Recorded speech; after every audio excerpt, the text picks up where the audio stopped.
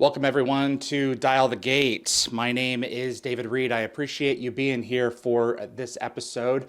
Tahmoh Penikett, who played third in Stargate SG-1, though I suspect you probably know him from one of his other shows much better, is back for this episode. And since this is a live chat, we've got moderators in the YouTube feed standing by to take questions for him. So Oh, if that's you cool. have, yeah, so let me get him on the screen here. And dadgummit, it didn't reboot. See, this is what happens every time my stuff reloads and I lose stuff, man. How you doing? Let me pull this back up. What's going on? That's it. What's going on with you? What's going on in your world? I'm really excited about Carrie, but I want to set that aside for a moment here. You've been busy. Yeah, it's been I've been lucky enough, I've been blessed enough to have a busy start to 2025. It's been very good. We've There's been very little time off, but Yeah. it's summertime now, so I'm trying to find some balance with the kids and the family. But I came out of the gates pretty strong.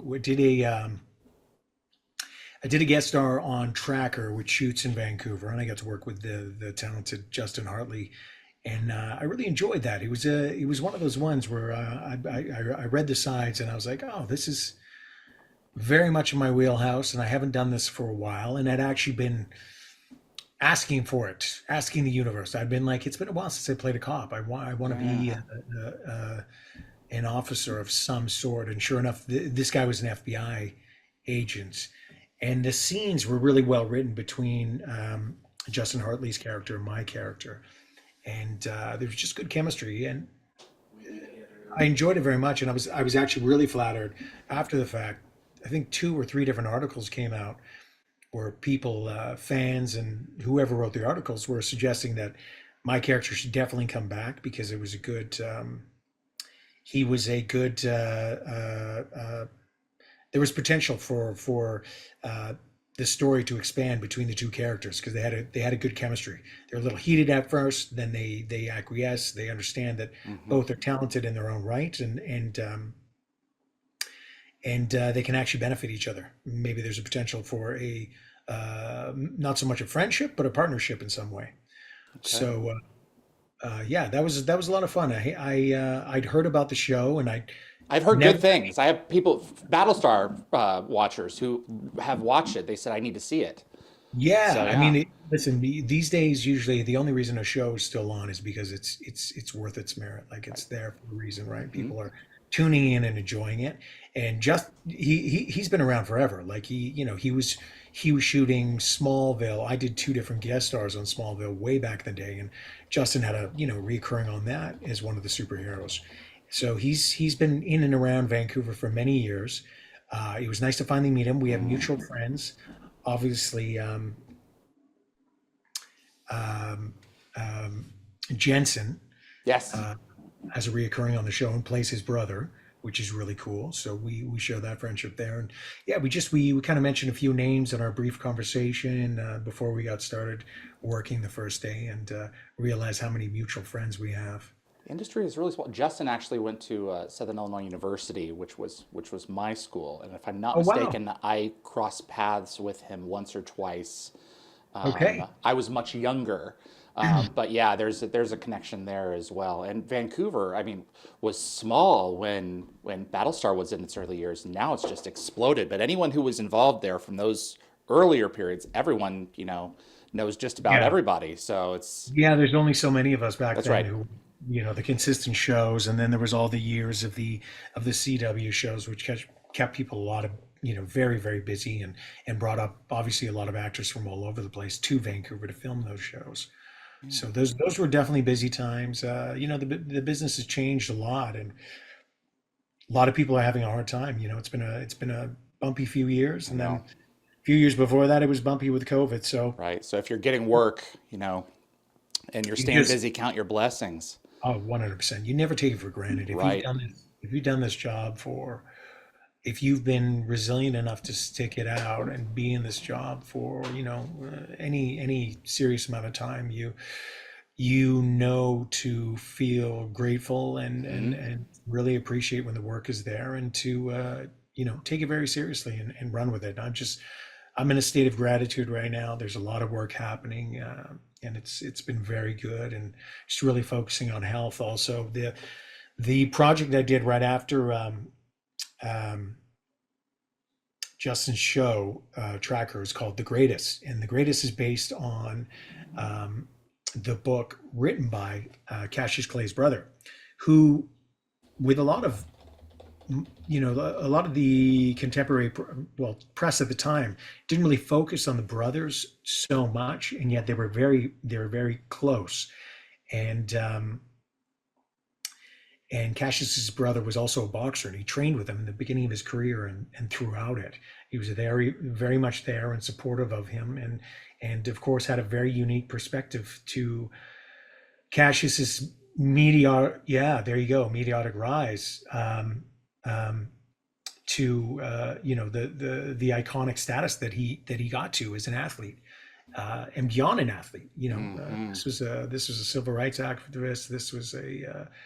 This man was, and still to this day is one of the greatest single celebrity individuals that's ever lived.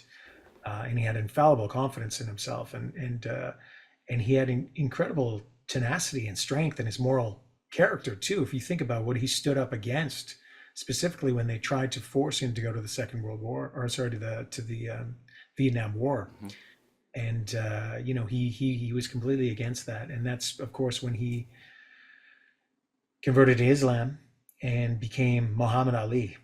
And this story, at least in the first season, it's an Amazon project, very big project, uh, beautifully done. Like the cinematography that I was able to see and experience, the actors involved, just the writing, the sets. They're shooting it in Toronto, and it's really going to be a big deal. And I was blessed enough to be asked to play the iconic British boxer Henry Cooper. Now, Henry Cooper is famous for being a real journeyman, champion in the UK. He wasn't a true. That's him. Yeah, he wasn't a true heavyweight. He was more cruiserweight, which is what I am. Henry was 6'2". I'm 6'3", a little over. Um, but he fought in the heavyweight division because he was so famous for his left hook. They called it Emery's Zama. He had a hammer of a left hook, which he slept more than a few people with. And Jeez. yeah, and I don't want to give away too much of the story. There's going to be pundits out there and people who know Okay. history, and it's easy to look up. But Henry did catch Cassius Clay in their fight with one of the most famous left hooks in boxing history. One which Cassius talked about for years afterwards, and always said it was the hardest he's ever been hit. So it was an Wow. honor to play this guy. My father's people are in and around from that same area that Henry's from. And it was just so cool to be able to do that at my age, being a passionate fight fan and, martial arts hobbyist my entire, adult life, and even some of my youth, to still be able to, doing high level, big budget fight scenes like this. And this is one of the most complex, probably the most complex fight uh, episode of television I've ever done. Did We you have to did. prepare for it anyway? Oh, absolutely. Yeah, there was a ton of training and rehearsal because we were doing literally sections of the real fights of each round. Wow. We were doing entire sections of each round of the 5 rounds of the fight. And you have to get it down, it's got to be down to a science. You have to know it so well. And you've got to, obviously, being a fan myself, I want to, the beats, the timing of it, the actual hits, imitating what happened, what transpired in the actual fight, moving like Henry Cooper. These are all things that are very, very important to me. I'm a bit of a perfectionist with stuff like this, and we wanted to get it right. Luckily, though, the fight team that we're surrounded by is one of the best in the world. Clayton Barber was the head stunt coordinator, the second unit director. Clayton is famous. Clayton is a silver medalist for the U.S. In Taekwondo at the Olympics. Wow. He's the highest pedigree when it comes to martial arts, and so well respected, and just an amazing coordinator. It was such a pleasure to work with him and his team. Um, Daniel, Aaron were the guys that I was working with specifically. Fantastic guys. excellent martial artists themselves. Um, and Larry Lamb is the one who brought me on. Larry was also one of the stunt coordinators. Larry and I have worked on a number of projects over the years. Larry's very well known and very well respected himself. So when you're working with a stunt team and people like creative, specifically in the fight realm, as talented as that, you're in a safe place. As long as you show up and you do the work, everything's going to look amazing.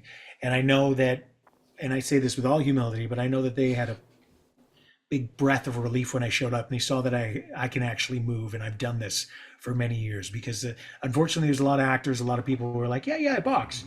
They've done a few Right. It's like, I play chess. Oh, you do you? Yeah, You know exactly. how the pieces move. Yeah, and it's one of those things. So they were happy to see that I actually knew what I was doing, but I definitely still had to get in shape, and had to do a ton of work because it's not really boxing. You have to have a martial arts or a boxing background to do this, but beyond that, the difficult thing, the challenging thing is remembering each beat, because we're not just boxing. Boxing is like acting, it's acting, reacting, but like acting also, there's lines that we have to adhere to. We have to stay within the script. Well, when you're doing a fight scene, there's very specific beats, and I can't just randomly jab here and there. We've got to follow the beats of the fight, or else someone's actually going to get hit or hurt. That can happen very easily when we're doing it. We're coming very close. Yeah, you're getting close. You're very close. And the actor they found, Jay Lynn, to play Cassius Clay, I'll tell you right now, man, this kid's got a bright future ahead of him. Fans will be hard pressed to believe that he isn't actually related to Cassius Clay, to Muhammad Ali. The kid looks like him. He's put in so much work with the stunt team that he moves like him. He talks like him. I think this project is going to be huge. And I think he's got a very bright future. I think most of the people on the show, this is going to turn into a big thing. And I'm really excited, man. It was such an honor to be able to still do a project like this, work my ass off. When we were filming, and again, I'm not giving away anything. I Yeah. don't want to go into details, but the level with which they took things to recreate the actual fight scene, the era, the specific uh, uh, uh, clothing of the era, the cameras, the photography, the any sort of props, everything was true to the era. And it's fascinating because when you're shooting in that and you're in the middle of it, it really does give you a sense that, like, I felt like I was in a real fight in front of a huge audience at times. The pressure, the lights, the everything, they're shouting on the microphone, okay, let's go, action. And then you've got to go for it. It's crazy, man. It's really, really exhilarating stuff. And I'm just so honored that I was a part of it.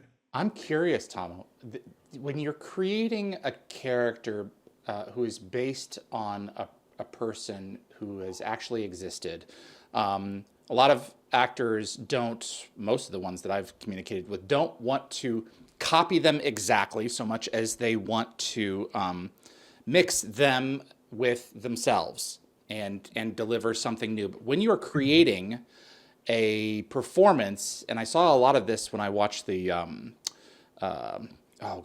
the figure skating war between the two gals in the 90s, the film that came out a few years ago. Harding, was That's Tanya it, Harding? Tonya Harding. Uh, they, I'm curious, are you trying to get it exactly as it was, how people remembered it on the screens, or is there a push-pull continuum there that you're trying to meet? I think that's really interesting question and observation on your part. It's always a balance. It's Yeah, always a balance. You have to bring yourself to the performance, and of course, as true as the director or writer is trying to stay to the truth of the moment, we're also in the film business. This is a story right. business. We have to embellish or perhaps lean to things that may not have transpired exactly as they did Yeah, to tell the story in a better way. Because, for instance, if we're doing in a film medium and the truth of a very contentious scene or a moment between two characters was actually much broader and longer and stretched out and accumulated over many different that's conversations right. over years. But in the story, in the medium of film, we have 90 minutes or 120 minutes to tell the story. Well, we have to condense it. So there's always embellishments and there's always changes, and and that's okay. So you find a balance. The thing about a story like this,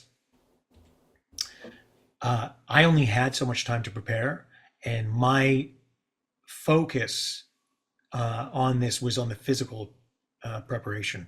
There's not an extensive amount of dialogue for me because the focus of my character in this episode is really the fight. The fight is telling a story, and they do a really beautiful thing. Again, I'm not Yeah. supposed to speak about it in detail, but they intercut, and it's woven in a really beautiful way. But to your point, to your question, when you do have the opportunity, for instance, with that Tanya Harding movie, I would argue that those actors had many, many, many months of preparation. And if you look at an excellent script, like that script was, and I believe that there was some Academy Award nominations, if not a win, with for some of the people on that film, um, you're going to find that balance. But you're going to watch as much tape as you can. You're going to pick up mannerisms, which are going to be recognizable to audiences, that they see things that we all hear and see and associate with that person, that real life figure. And the actor wants to bring that in for sure and practice that and nuance it also with themselves, because you always need to bring yourselves to the story, and you may perhaps be leaning into an aspect of the story that you as the actor and your interpretation feel hasn't been shown or Hmm. communicated that well.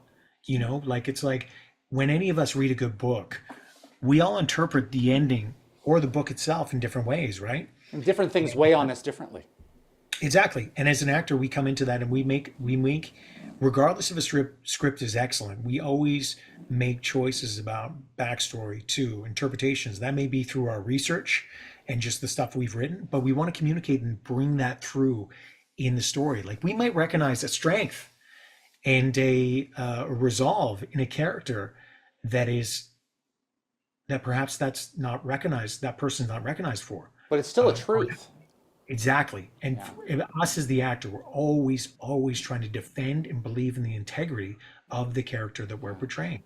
Because Yeah. people do things because they believe in it or they want to believe in Yeah. it. They're Otherwise, you're doing the character a disservice. You can tell when 100%. someone doesn't like a character. You can Yeah, tell it's like, you know what, you're saying this dialogue, but you don't actually believe that. there you go. It's Especially a if, really, if there's a lot of political heat, modern political heat and something, it's like, I see what you're saying, but I don't believe that you're saying it. And it gets under the hood of the race that you're trying to participate in as an audience member. You want to get to that finish line and just have a great explosion of success. And it's like these cars, they're phoning it in. You can really yeah. feel it when someone's phoning in a performance. If you've No, it's watched a lot of it. yeah, because you're a true fan and you see that. And like our job as the actor, as you said, is like we're there to defend. We're there to tell that one small part of the story, whatever character we're portraying.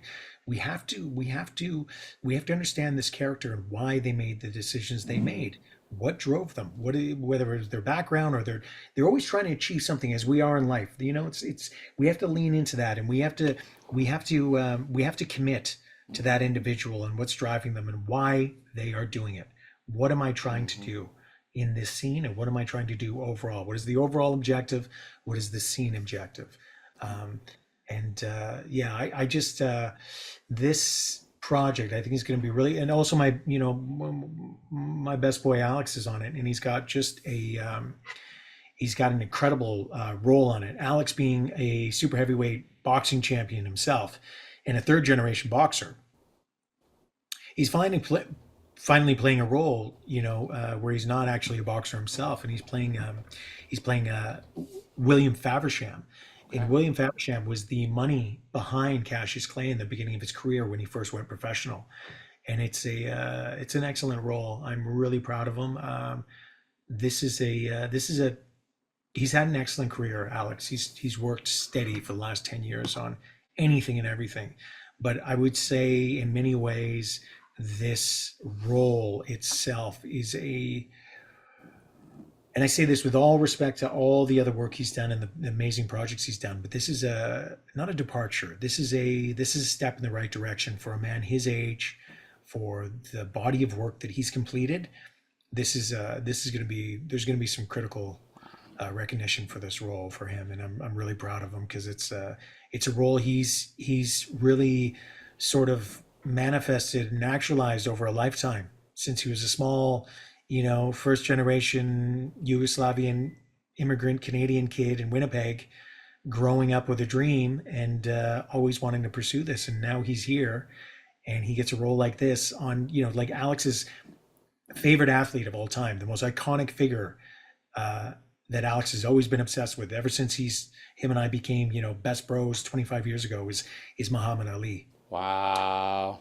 For him to work on this project and to play this character is really it's a dream come true for him. So there's so many different things that I'm so excited about with this show. Like I already spoke on the stunt team and how talented Jalen is. He's just fantastic. The supporting actors they have too. Like I'm not sure all of them have been mentioned, but there's some significant actors, man, some real vets.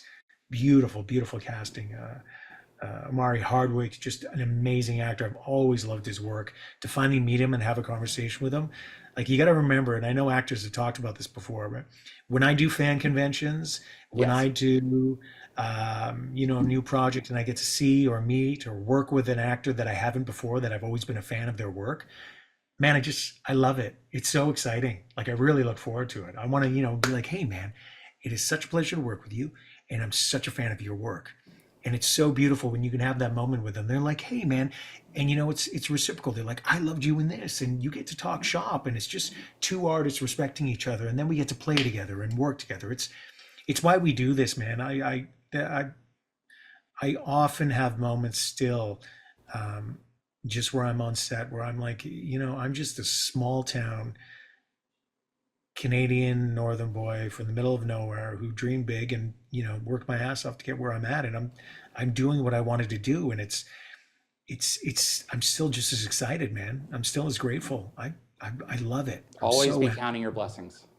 Yes, Yeah. it's the most beautiful thing. I don't take it for granted, man. I just don't. So I'm really excited about Carrie, which is reuniting you with a couple of folks from 20 years ago.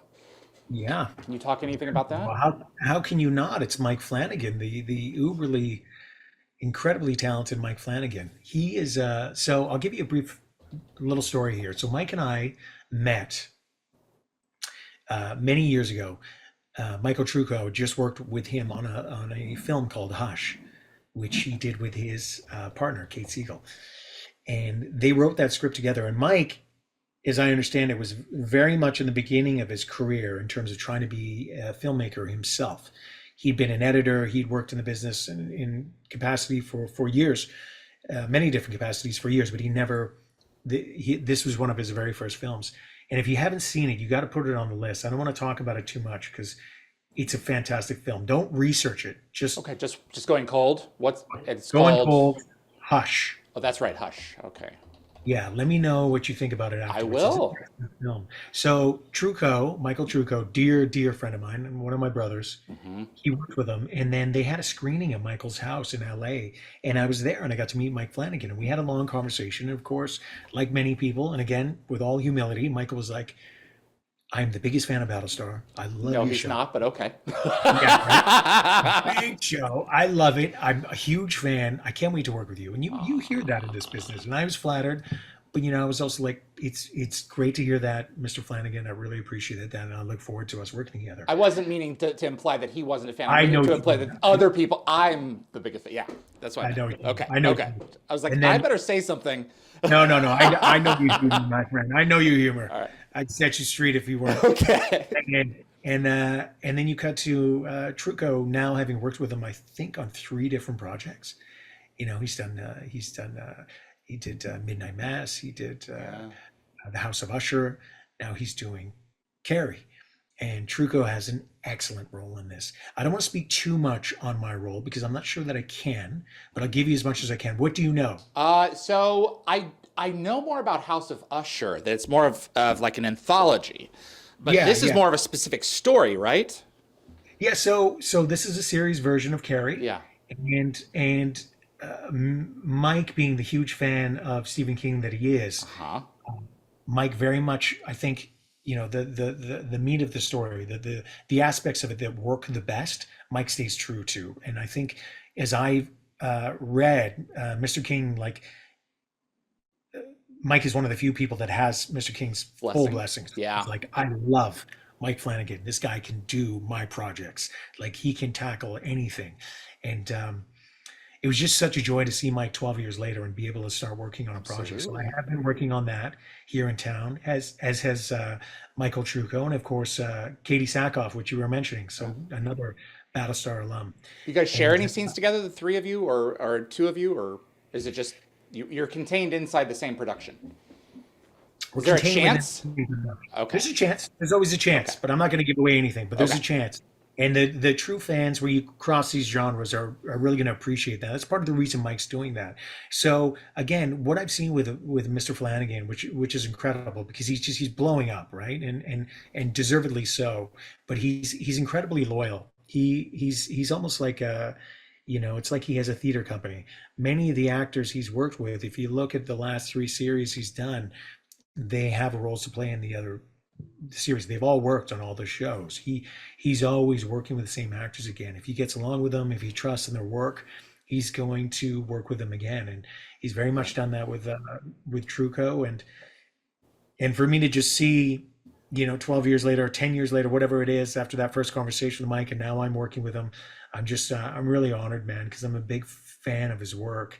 And Michael Truco and him have become so close, and I think Carrie is going to be a big deal, man. This is from what I've seen so far, I'm blown away. The casting is fantastic. The lead actress who plays Carrie, um, Summer, is a real talent, Wow. and the surrounding cast around her are very, very good also. And the writing is, of course, it's so good. Mike is so good. It's it's it's so you you feel so special when you actually get to work on the projects where the dialogue is so special and you understand that this is different. This You is one of feel it. the, yeah, you feel it. This is one of the projects that's going to be Hmm. very well recognized. It's going to be critically acclaimed. People will like this. This will be widely accepted because you can't not read the stuff on the page and just get right into it. As a fan, I'm very excited to see this finished project.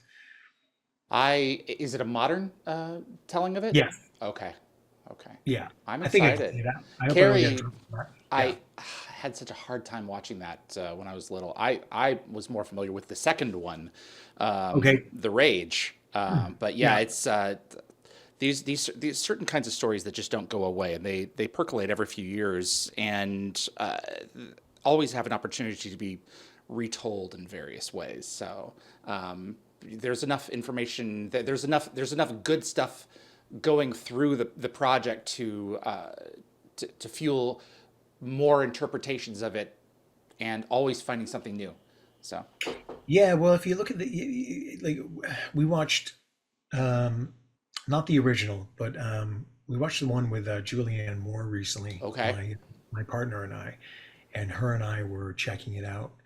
And I mean, if you look at the I mean, the core part of the story is really about bullying Yep. and acceptance, and that is so prevalent now, perhaps more so than it has ever been before, because of the harms with social media. And Oh yeah. we got a real crisis right now with youth and children and even adults, and just skyrocketing depression levels and image levels and I mean image confidence and real mental health issues as a result of social media. And so you could argue that this story and the reinterpretation of it, especially in a contemporary version, is more relevant now than any other time. It's prescient. Yeah, definitely. Yeah. So I'm excited to see it all wrapped up. So don't go into this one planning on feeling good. That's what you're saying, Tomo. I think he's going to be true to it. It's a There you go. Stephen King project. There's going to be there'll be some darkness. There'll be some light. I think anybody who appreciates good acting, though, and Mike Flanagan's projects, Yeah. they're going to be very excited about this and probably very happy at the end. My favorite not my favorite book of all time is Dickens' A Christmas Carol, but my favorite novel of all time is the original Shining by King. And King is the only uh, author who, before the end of chapter one of A Buick 8, I had tears in my eyes. It's like Wow. what a masterful author to actually pull that out of someone at chapter one. It's never happened to me before. Yeah, But art he's incredible. impacts us all in various ways. And if you don't mind, I would like to bring in a friend of mine who was impacted by some of what you created. If I can get this thing right here, I would like you to meet Nicole. Hi, Nic- Nicole. Hello. How are Nicole, you? what did I say? I'm good. Sorry, I'm cool. I'm a depressed youth who's struggling with social media and stuff. So it's perfect Aren't timing. we all, except for the youth part? Nicole and I run Wormhole Extremists. We are, let me just update the screen here. We are co-hosts on the Stargate SG-1 currently and moving into Atlantis rewatch show. And I thought it was appropriate because we're getting ready to move into Atlantis this coming weekend to bring her in real quick. Yeah. And we both watched Battlestar and were crazy about it. Nicole, did you find it when it was airing or did you find it after? No, so I watched it when I was about 15 years old, and it was like I had a day off school for some reason. And I remember I'd seen Tahmoh before in Stargate, but then I watched Battlestar and I fell in love with it like immediately. And like my dad walked in and was like, "You're watching Galactica?" And I was like, "Yeah." And then all of a sudden it was just, a whole week and a half of just constant Battlestar. So You have a question Nice. for him? I do. I just want to preface it by saying that just I love your work. Oh, And thank you. Thank you. I like was really surprised to see you in Rain. That was fun. And because I really loved all the CW shows, so seeing you pop up Oh, there was yeah, great. yeah, yeah. And Rain. That was years ago. yeah, yeah, and Dollhouse was fun. And also, I adore Mike Flanagan's work. Raoul Coley is one of my favorite actors. I fell in love with him during iZombie. He's So so good, having isn't he? yeah, and having a like Battlestar Galactica connected universe, especially when he's such a fan of the show as well, I've just been like, oh my God, Mike Flanagan is making all my dreams come true. So Yeah, yeah, it's pretty cool that he's doing that. A lot of people are pretty excited about it. yeah, I can't wait for this because I've seen absolutely all of the shows. So having you be part of the new project with Mike Flanagan is just super exciting. Question, Nicole. Um, Question. yes, so Battlestar Galactica has maintained its relevance to our real world issues to this day. It's consistently impacted like how I think about the world. So given that, I'm curious, if you had to choose, which member of the crew do you think the world needs most right now and why? And it can be Hilo because he has a heart of gold. So, Well, that's a great question. Interesting. Huh. The world. Who does the world need right now? Wow, that's a tough one. But I would say, you know, I would say Nicole. Funny enough, people might find this answer strange, but we unfortunately need the Gaius Baltars, but we also need the Roslins, and we also yep. need the Adamas. I think our mistake has been, and again, not to get into the weeds here, because we really could very quickly, as we all know how Yes, contentious and strange this world is that we're living in. But very much so. trying to shut people down and not allowing them to have a voice, it's almost like trying to douse a fire with gasoline. It's been to the detriment of some of the more sane uh, voices who, and leaders out there who are actually really impressing upon us and trying to remind us all that we need to speak and we need to have dialogue and we need to find common ground. And things have become so divisive, and everyone are in such different camps and demonizing each other. And there's just Mm, constantly this horrible and aggressive and demeaning rhetoric aimed at each other. And there's not two camps. There's six, seven, eight. There's Yep. 20 camps. Who yep. knows? But there's forces out there that are literally trying to convince us that there's two sides or maybe three, and that in itself is just a ridiculous suggestion. And I would ask and remind people, those who are have a bit of a mind and are interested in things and believe in that humanity has a future and potential, that you really try and find that common ground and just be more accepting and really trying to listen more. I've had to do a ton of work on myself since COVID. You know, um, Political leanings of people I consider dear friends um, were really strained during that time, Mm, And I even found myself all over the board and questioning things that I was so sure to be true, and I still am. And I think we should. I think we should be questioning a lot of institutions that we've always sort of just accepted have our, well-being in their best interests, when oftentimes they don't. I think we've really been compromised at a corporate sort of billionaire level. Things have gotten so gnarly. There's such a division right now between the wealthy and the uber wealthy, who just continue to get more and more wealthier. And there's such a disintegration of democracy, like true democracy, in so many Western nations right now. Like, it's been so compromised by money. So, in a very long-winded way, I would say all of us just make a little more effort. People have Yeah. different thoughts, and everyone wants to think that they have the narrative and the real information. But I would argue that most of us are in the weeds trying to find some little granite of truth from each side and form our own opinions on things. But, fall back into what you know, who you are as an individual. Try and be a good human being. Try and walk around with respect. Try and have kindness and empathy towards others, regardless of different cultures and religions and Yeah. sexual I preferences. We just need to I be more really tolerant and accepting. appreciate you saying that as well, because actually, so Yeah. what I will say before David kicks me off, so you can get back to everything Me? else, No. Important politely, stuff. This is important stuff it, we're talking it about. is that Battlestar Galactica hugely influenced how I look at the world, and it taught like forgiveness and empathy for all Yeah. sides. And Hilo for me was my favorite, alongside Chief, for the most empathetic and the most understanding and willing to listen. And it Yeah. hugely formed who I am today, which is why I have friends of every connection, because I think it's just so important to make sure that all voices are heard, even if I don't necessarily agree. So I And I really, really appreciate your answer. and we've done our job, and that's just incredible. Like, the show couldn't receive a higher compliment. You tell me how many shows you've watched or other shows that you can mention where you can say the same thing. And I say this again with humility, but I've heard that for 20 years. I go to conventions, people tell me that. Young people tell me that. They're like, who I am, the way I operate in the world, the way I see things, I is largely it's been affected so much by the show. That's There's no higher compliment, and that's what I said, and the show very much was about that. Yeah. We have to find some middle ground. We have to have, I've got friends and relatives who are on a completely different political spectrum than I am.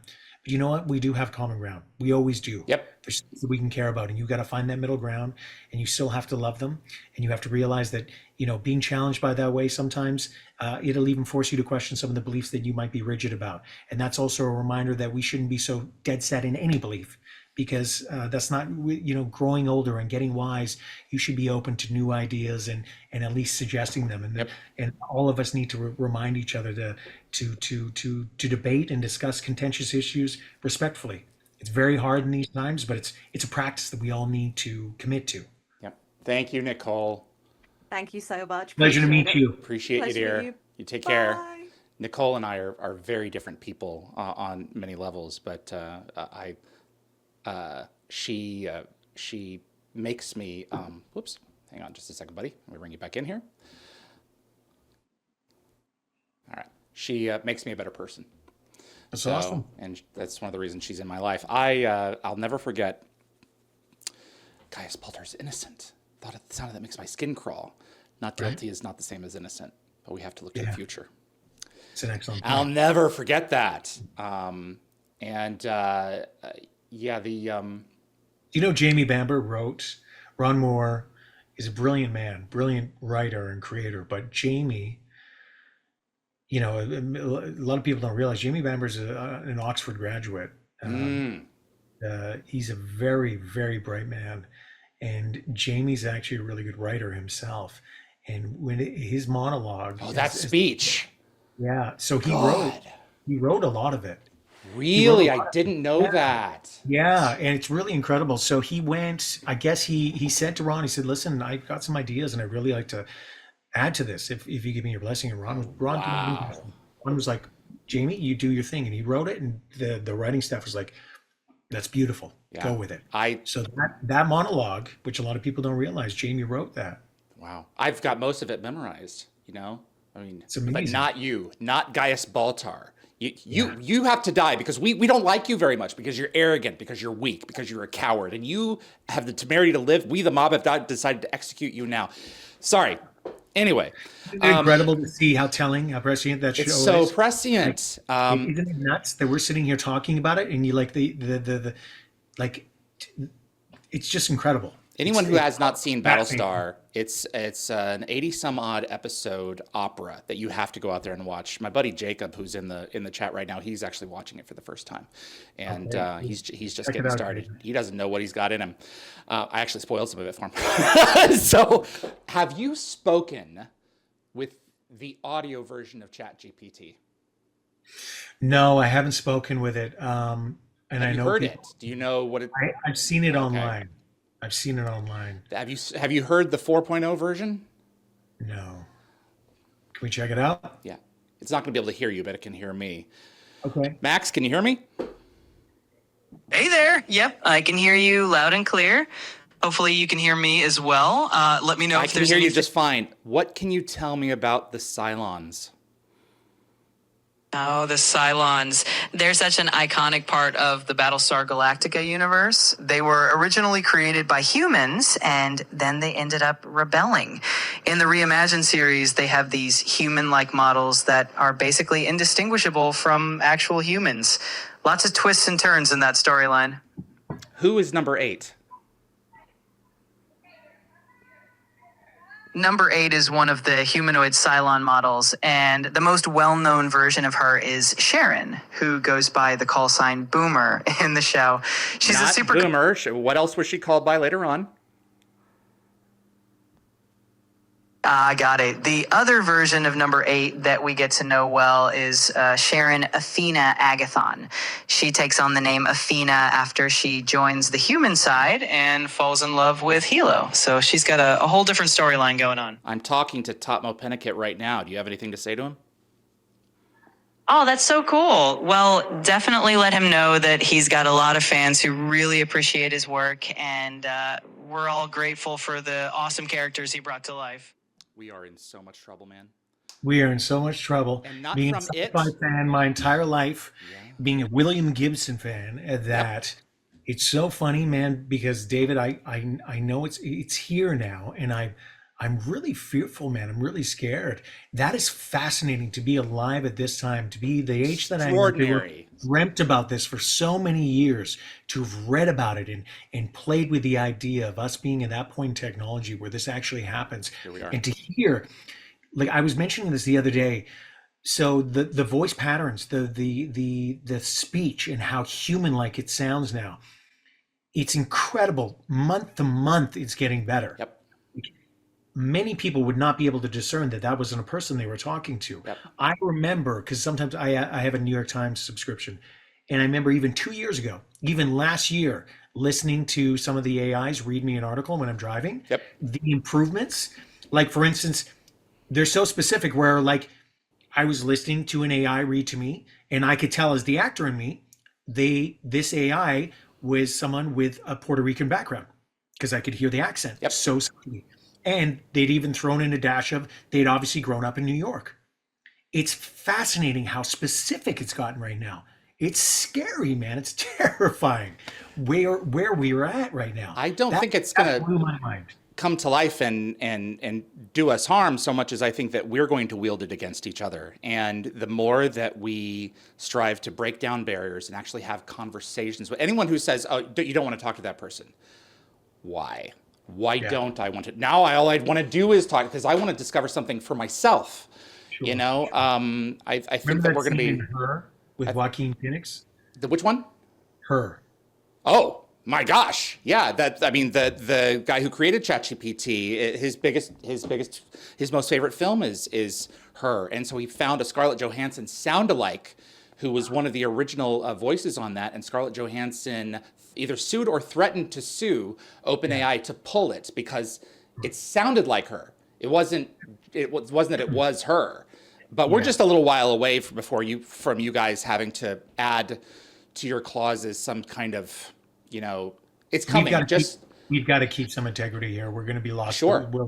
We'll have nothing left if Yeah. we don't fight for that aspect. At least if it sounds like them, she's one of the most famous voices out there as a Yep. celebrity and a female. She has every right to fight for the fact that it's not by chance that that thing sounds like her. Yep. You know what I mean? No. So No. yeah, And it's not going away. We will not going find away. That's the problem. it will be there will be just like the torrents didn't kill the music industry. And Napster. They're still around.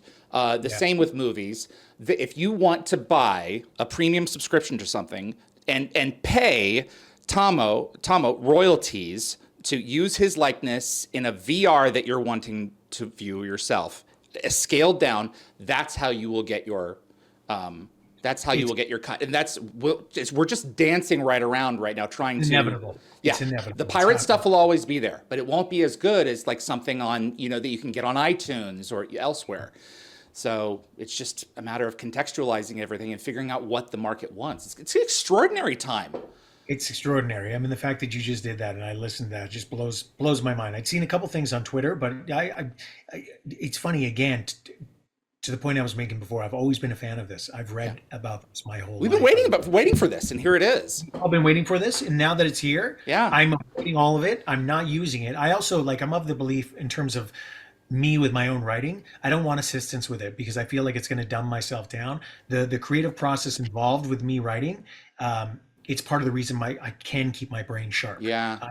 That, and they're actually starting to get studies about that now. Yeah. And I'll tell you, in many different capacities, even with some of the work that I'm doing on the side outside of my acting, I've been doing constitutional work with my First Nation, and it's there's so much legalese, and it's a slow bureaucratic process, but it's a very learning experience for me the last 2 years. But I can tell when somebody's written me something using ChatGPT. Yep. You know what I mean? can feel it. Very easily, because I know the individual, especially if we've had conversation and communication for a long time. I know the cadence. Yeah. I And can tell. punctuation and Everything. Yeah. Just when you read it, you're like, okay, they've clearly used ChatGPT in the middle of this, or just right here, or for the whole thing, because this isn't from them. So I don't judge people for that. And I think some people can use it and they will use it. It's not going anywhere. But for me personally, I'm still exercising the fact that I'm staying away from this technology, even though I've been waiting for it and I knew it was coming. I'm avoiding it all. So that video is the first time that I've actually seen something and heard something, and it blows me away. Like that AI's voice is so I know. real. I sat down with Rachel Luttrell a couple of weeks ago and had lunch, and I demonstrated that to her, and she said too, I've been avoiding it as well. And she said, I can't afford to anymore. I have to interact with this on some level to know what I'm up against, because my children are. And I said, that was wise. That was a very, I didn't think that she was going to say that. So I think there's a tightrope that you have to walk there for sure. And Tahmoh, I would love to sit down at some point and talk with you about your Upper Tenina heritage, because there's a lot there. There are only a few hundred left. You know, it's not a big group of people that you hail from. Yeah, I mean, well, my community in particular is quite small, but we have a significant amount of relatives across the border in Alaska. You gotta understand, they came and just dropped a border in between us, right?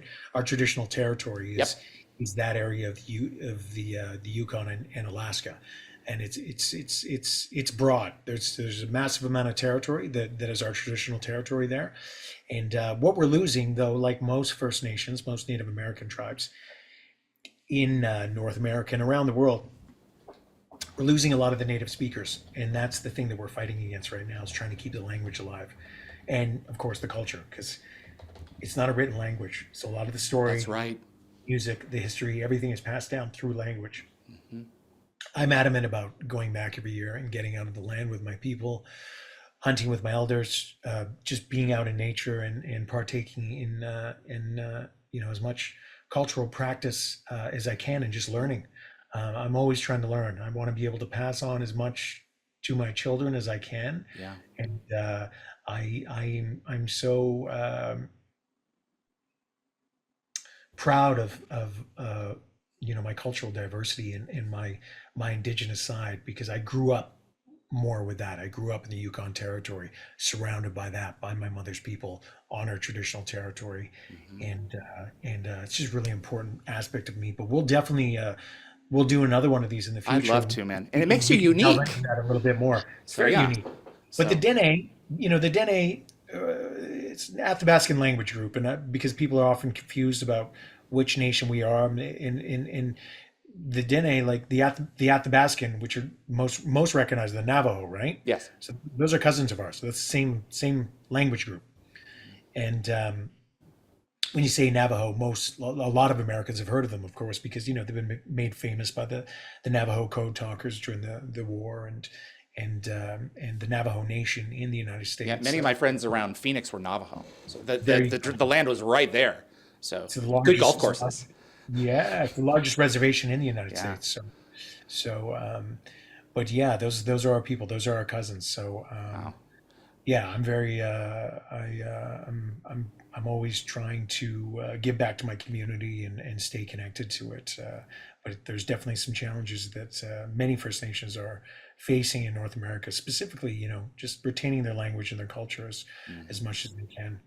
Jacob wants to know where where is someplace that you recommend that we visit if we get to be in your part of the world.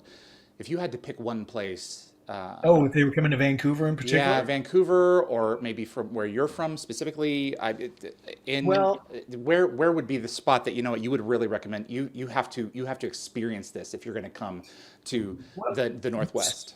yeah, what's so beautiful about BC is like it would take you just a interesting fact which a lot of people don't realize. We have the largest ferry system in the world because Wow. straight and in all the area outside of Vancouver, we have so many islands. On each of these islands is their own community that have been there for generations. Yeah. And people in BC know it's like, oh, this person's from Gambier, or they're from, this person's from, Salt Spring, or no, they're from Maine. That explains it. Everyone, there's these generalized characteristics of people. Like it's really cool. This is before your time in the wrong country, but there was a Canadian TV series that went for 25 years, and it was called Beachcombers.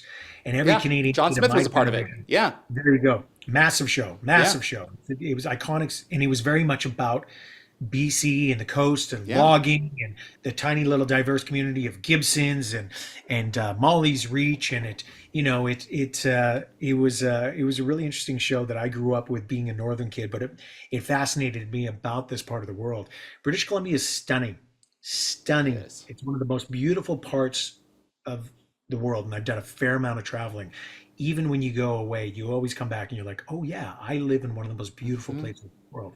I would just say you got to get up to the mountains. You got to check out, Whistler. If you come to Vancouver, there's a lifetime of hiking in Yeah. and around the city, like right in it.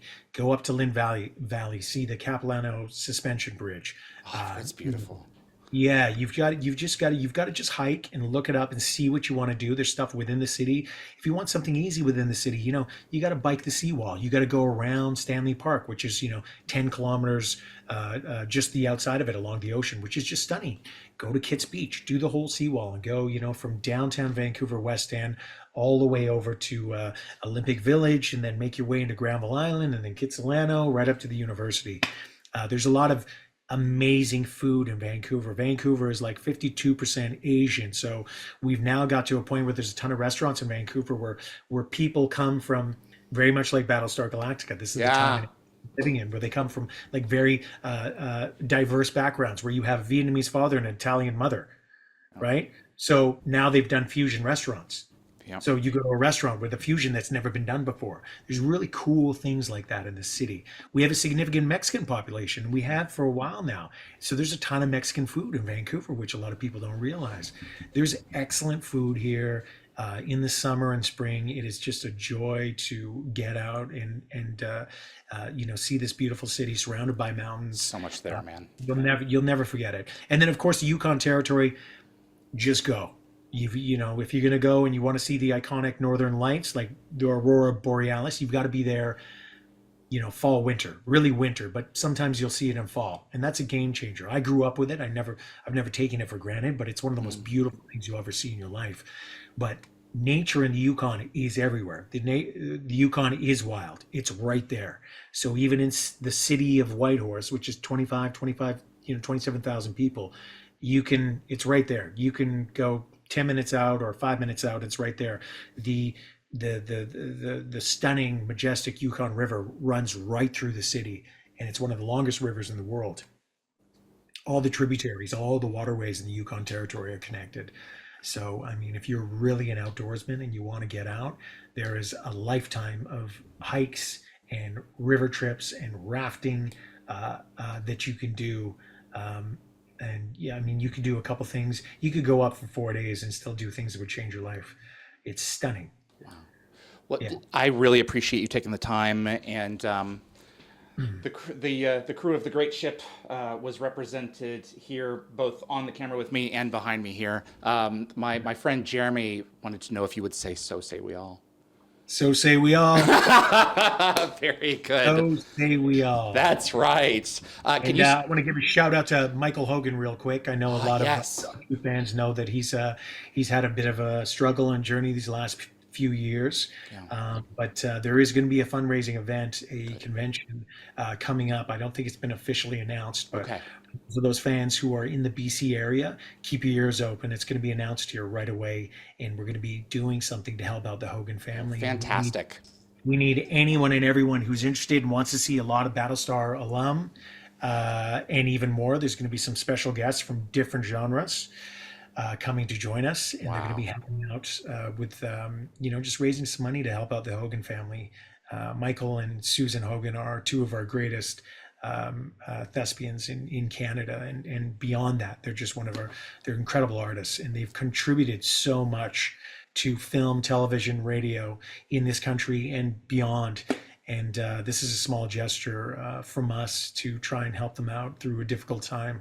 And for those true fans out there who want to come and join and hang out and see us and celebrate our show and celebrate the Hogans and some other genres, please just keep an ear out, and I'll be posting about it soon. I will keep an ear out as well. Can you hang with me for 30 seconds afterwards? Sure. All Yeah, of right, course. sir. Tom, thank you so much for taking the time, and you made my week, man. Always a pleasure to catch up with you and hear about your world and what you're doing. So, David, you're really great at what you do. I had fun as always, and I look forward to the next time. thank you, sir. Tahmoh Penikett, everyone. We appreciate you tuning in. My name is David Reed for Dial the Gate, and I will see you on the other side.